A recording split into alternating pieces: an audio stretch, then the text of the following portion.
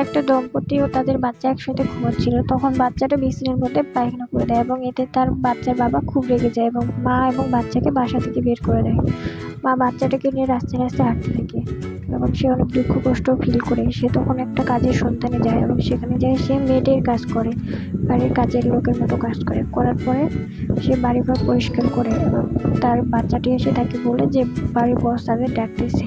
তারপর সে যায়, গিয়ে তখন বাড়ির মালিক তাকে বিয়ের জন্য প্রপোজ করে এবং তারা দুইজনে বিয়ে করার পরে তারা অনেক সুখে শান্তিতে থাকে এবং 9 মাস পরে সে আবার বাচ্চা জন্ম দেওয়ার জন্য হসপিটালে যায় এবং হসপিটালে যাওয়ার পর ডাক্তাররা অপারেশন করে, কিন্তু বিড়ালটিকে বাঁচাতে পারে না, বিড়ালটি মারা যায়।